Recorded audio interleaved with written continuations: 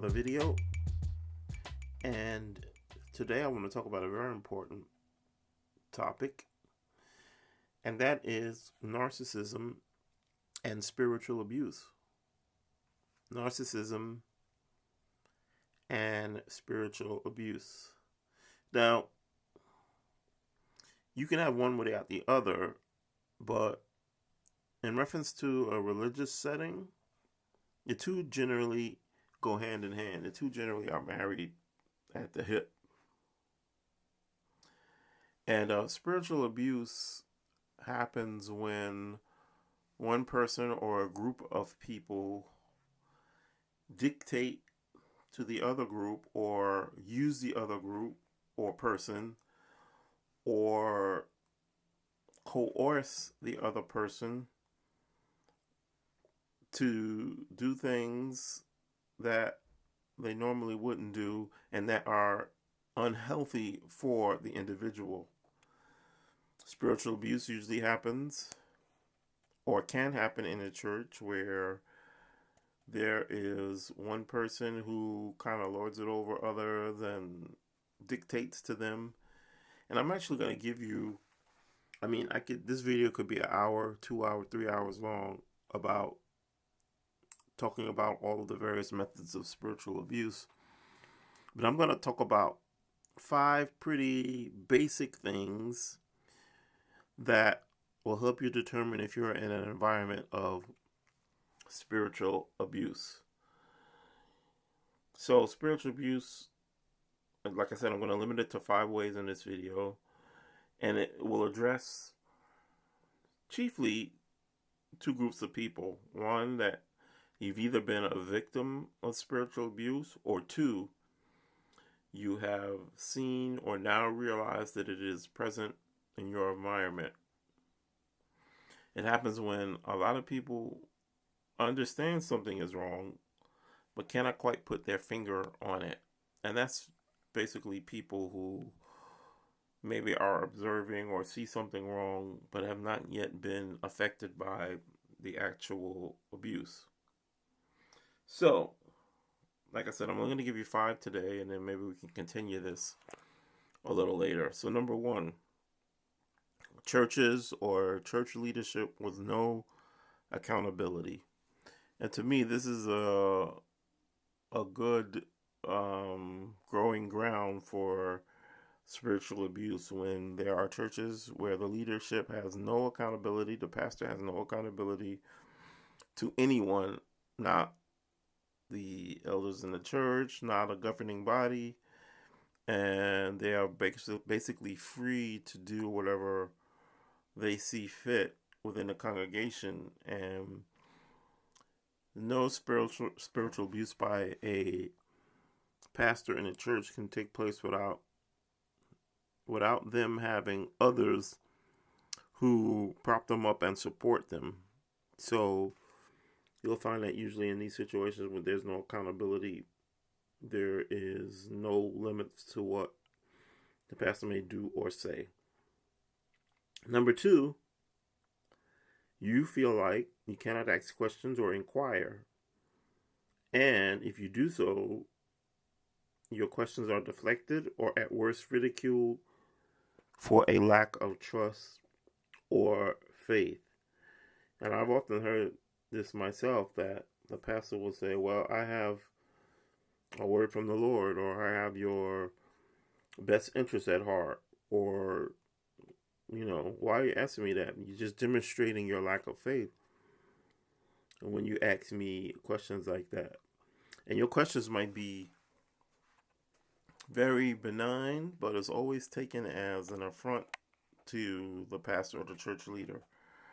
So, for example, you might have a question about a sermon, and you might inquire, well, I don't understand what that was, or even I understand that a different way, and you're going to immediately get retorted by the pastor or by some of their underlings, and they're going to tell you, well, this pastor has studied and sought God for this particular thing, and you need to just, believe it, fall in line, Don't be rebellious. That's a big one that they tell you. Oh, don't be rebellious.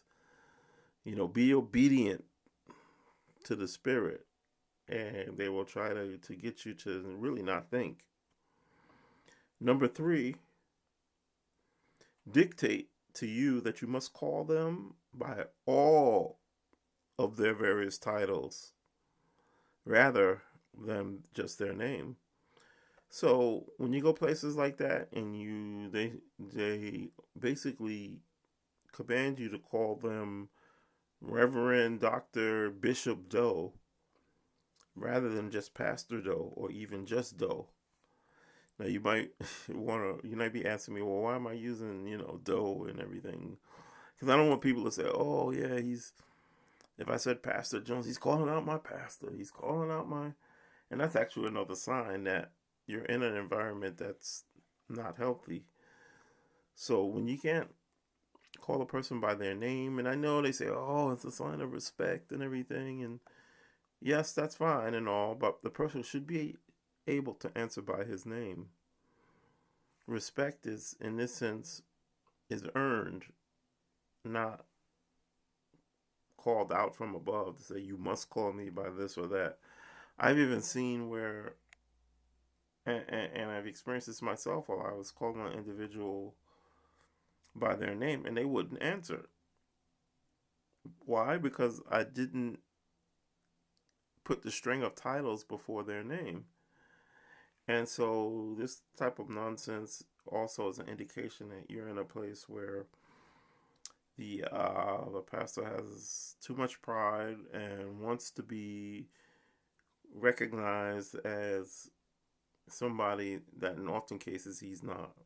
So that's number 3. Number 4, and this is a big one in a lot of our churches, in which the leadership, the pastor, will tell you or beg you for more money or more offering.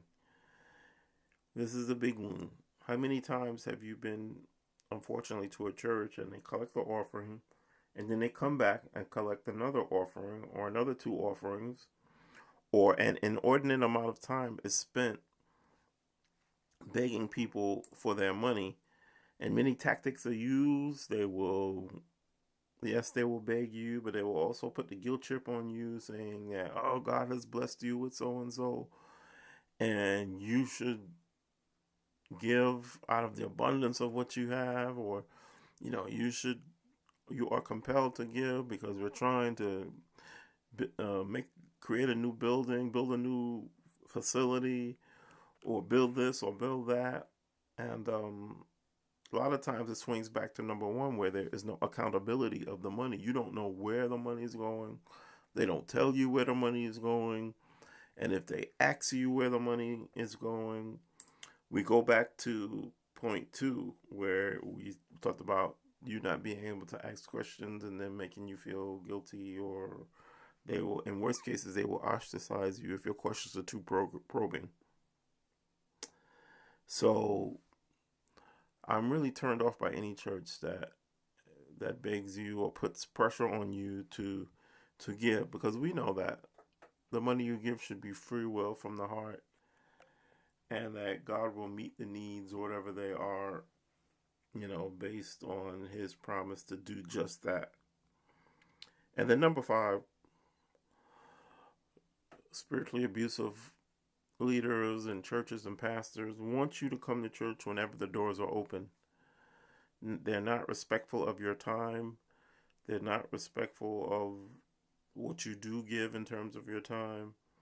And they kind of want you there whenever you are. And to me, that's part of the brainwashing. The more they have you there, the more they can influence your thinking, the more they can influence your life, the more they can control your life. And I've noticed this personally, that oftentimes these pastors are living off the people in the church, and they have nothing else but the church, meaning that they can get up 10, 11 o'clock, but yet they try to hold you to all times of the night, keep you late, keep you on Sunday, 2 or 3 services on Sunday, leaving you no time for your family, no time for yourself, no time to do anything basically. And then they have services during the week. There's choir rehearsal, there's prayer, there's Bible study, there's youth meeting, there's Friday meeting, whatever the case might be. You find yourself being in church all week, taking time away from your responsibilities and your family. And especially if you're a working individual, I've seen a lot of times where people leave work, go straight to church, don't get home until 10, 11, sometimes midnight, and then have to go up and do the next, go to work the next day. And it becomes taxing on you, but you feel like you got to because everybody else is doing it, and you don't want to feel like you are being, you're not a team player, and you wind up being alienated. And then the kicker is if you happen to miss a service or miss a Sunday, then they put an APB out on you. Don't miss a couple of Sundays, because then they'll start with the guilting and saying, oh, you must be backsliding, you must be leaving the Lord, what's wrong with you, so forth and so on. And people are talking about you. And so this is a very toxic environment. And these are just the things, these are kind of just the beginnings of spiritual abuse.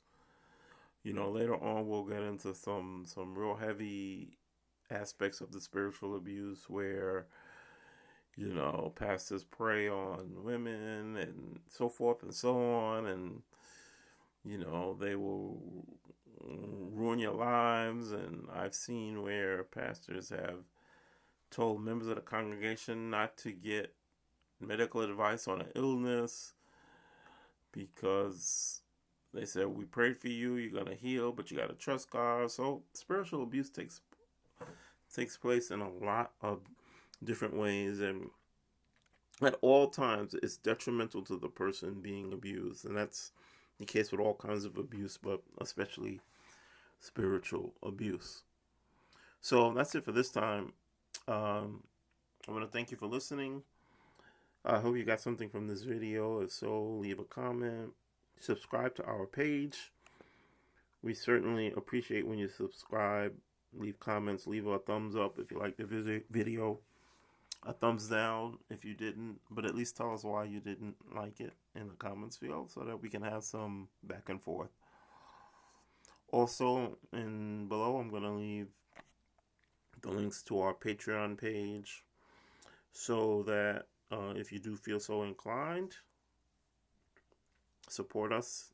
But we definitely like support in any kind of way that you can. And most important to us is subscribing, leaving comments so that we can have a back and forth about these issues. So thank you. Thank you very much for listening. And we will see you next time. God bless.